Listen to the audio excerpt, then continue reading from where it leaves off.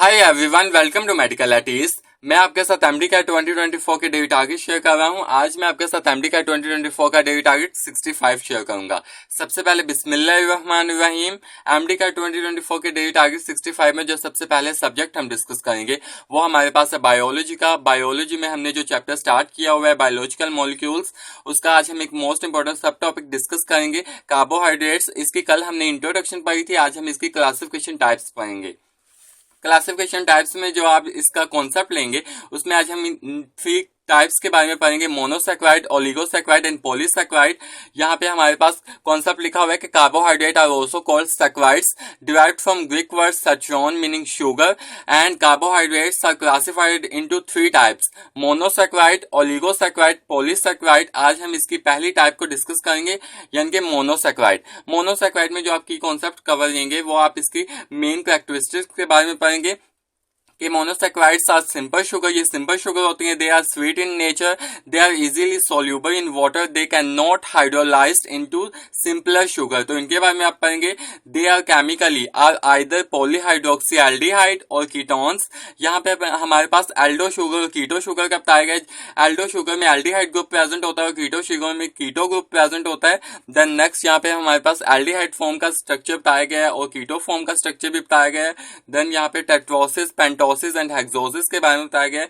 यहाँ पे एक मोस्ट इंपोर्टेंट एमसीक्यूज है कि tetroses are rare in nature and occur in some bacteria. तो ये मोस्ट इंपोर्टेंट हमारे पास एमसीक्यूज है, पास्ट ईयर में बहुत दफा ये रिपीट हुआ है।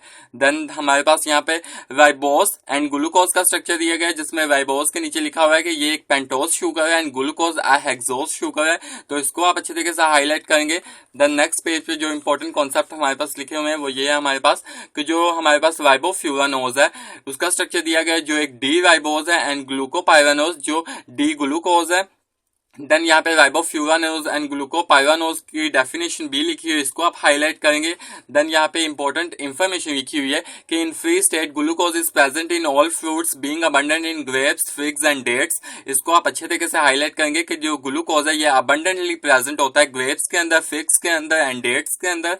देन यहाँ पे लिखा हुआ है कि our blood normally contain 0.08% glucose. इसको अच्छे तरीके से आप हाईलाइट करेंगे।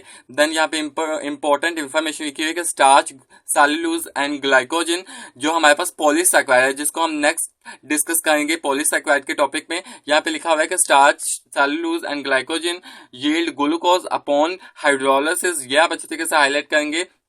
देन यहाँ पे लिखा हुआ है कि glucose is naturally produced in green plants.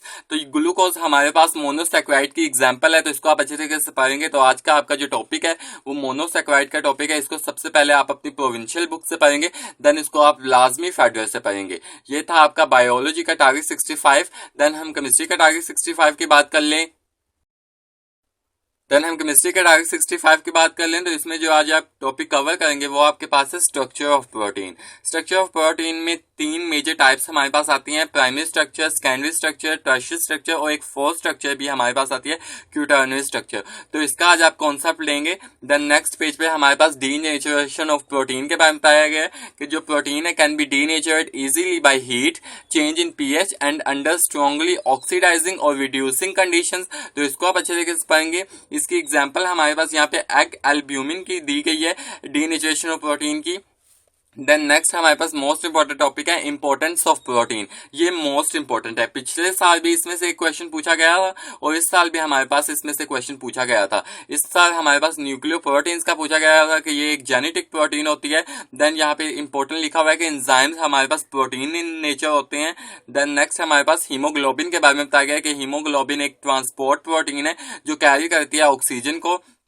Then यहाँ पे इंडस्ट्रियल इंपॉर्टेंस हमारे पास प्रोटीन की लिखी हुई है कि ये जो प्रोटीन है gelatin, gelatin is a protein is obtained by heating bone, skin and tendons in water, it is used in bakery goods. Then casein के बारे में बताया गया, casein is another protein used in manufacture of buttons and buckles. तो ये आज आपको इनका कॉन्सेप्ट कवर करेंगे। ये था आपका केमिस्ट्री का टारगेट 65। देन हम फिजिक्स के टारगेट 65 की बात कर लें। देन हम फिजिक्स के टारगेट 65 की बात कर लें तो कल हमने जो हमारे पास न्यूक्लियर फिजिक्स का जो चैप्टर था उसको हमने सारे की उसके की कॉन्सेप्ट ले लिए थे, उसके सारे topics according to PMDC syllabus हमने कवर कर लिए थे। आज जो आपके पास एक मोस्ट इंपॉर्टेंट टॉपिक है वो है इस चैप्टर की समरी या एक्सरसाइज। एक्सरसाइज और समरी मोस्ट इंपॉर्टेंट है, आपने इसको अपनी प्रोविंशियल बुक से ही कवर करना है। जैसे कि हमारी पीटीबी में यहाँ पे समरी दी गई है, समरी में जितने भी कॉन्सेप्ट हमारे पास लिखे हुए हैं उन सभी कॉन्सेप्ट को आपने अच्छे तरीके से कवर करना है। तो आज आपने फिजिक्स में जो आज जो आपने टॉपिक कवर करना है वो आपके पास है समरी। इसमें जितने भी इंफॉर्मेशन हमारे पास लिखी है उसको आप हाईलाइट करें और अच्छे तरीके से मेमोराइज करें।